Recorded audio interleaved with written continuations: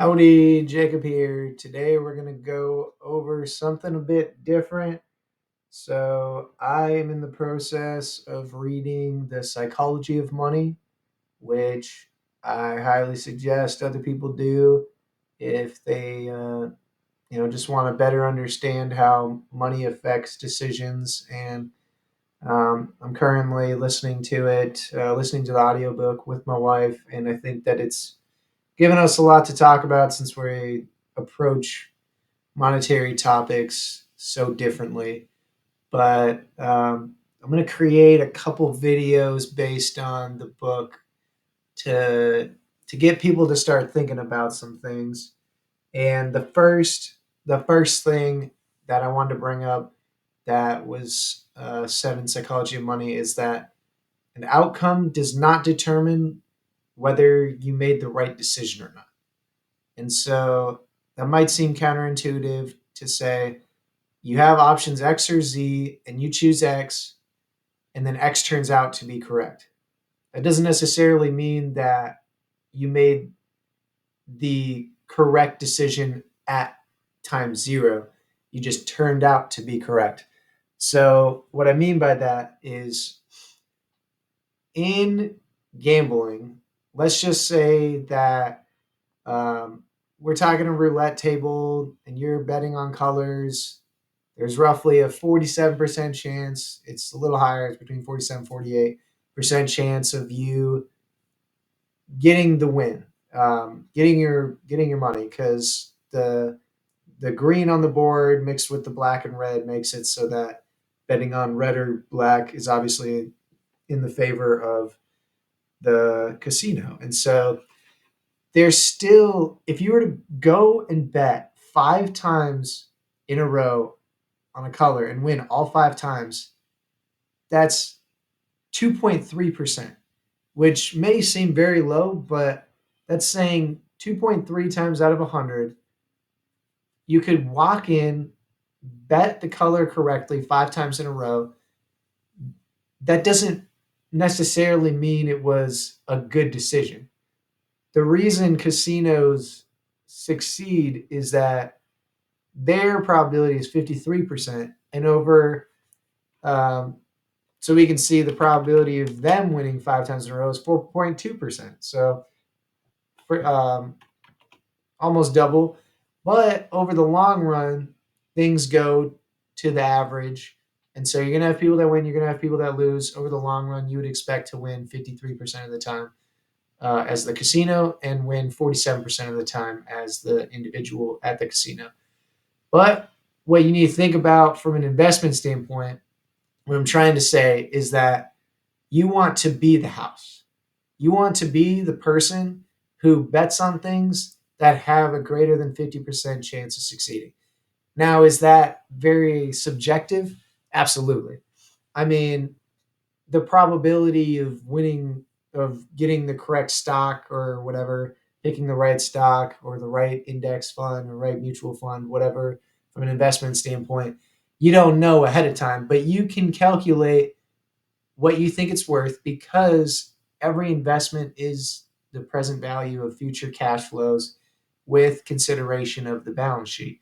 And so you can make the odds in your favor to where you might not know whether it's 51%, 99%, but you can get a feel that betting on this company at this price is good for me in the long run. And so being a conservative investor, uh, I I learned a lot from reading books by listening to Warren Buffett and Monish Pabrai, who and Charlie Munger, who are actually way different on the process of diversification, saying that how much you bet into a company should be how confident you are, and if you are entirely confident. There's been times that Charlie Munger, RIP, who said that he's bet over 100% of his net worth on something because he was absolutely confident he win, and got some money outside of what he had to bet over 100% of his worth on something.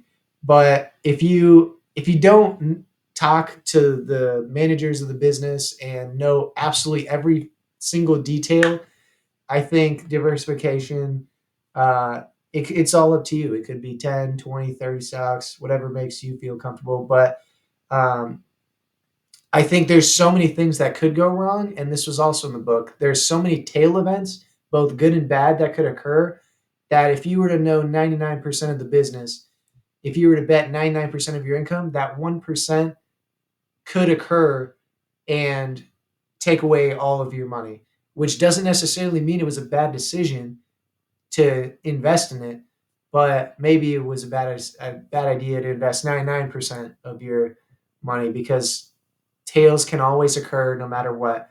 And with probability, something is always going to occur uh, in the long run, which is again how houses win in the long run. So, what I want you to think about is that whether you were right or wrong in an investment doesn't make it the right decision.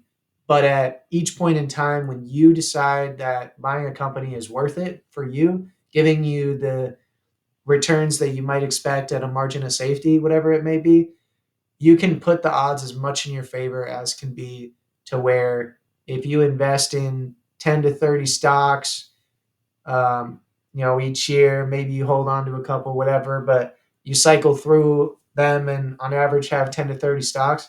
I think you're going to put yourself in the best position possible if you invest in companies and stocks at certain prices that give you a greater than 50% chance of success. Because again, over the long run, probability works out the way it should. You flip a coin 10 times, there's a 0.1% chance that all 10 are the same. But if you flip it a million times, the odds are that half of those, the longer you go, the higher probability that they're going to converge to the probability that it should. So this is just a quick reminder. And also, when you talk, if you ever talk to people that don't know much about investing, who say, I invested in, um, let's go through an example. Let's say they invested in Peloton at $20 and it got all the way up to $158. That doesn't necessarily mean it was the right decision. And I'm not even saying just because it dropped from $160 to $6 that's the right decision. There's just putting yourself in the best position. If you were to look at the business at when it was $20 a share, did it make sense from a free cash flow standpoint to where that was the right decision?